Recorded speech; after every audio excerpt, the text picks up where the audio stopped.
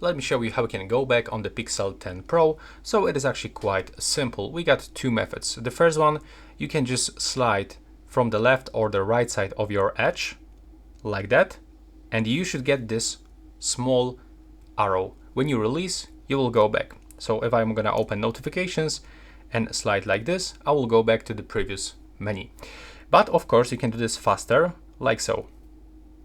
And if I try to do this from the right side, you can also do this.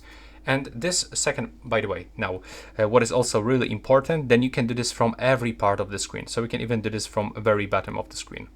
So it's not like it works in the middle of the screen over here with this line. No, we can do this from here, and from here. And you can also get the classic buttons. So to do this, go to the display and touch. Now select navigation mode and make sure that you have select 3 button navigation. And now to go back, you have to click on one of this button that is located just over here. So that will be all. Thanks for watching and see you in the next one.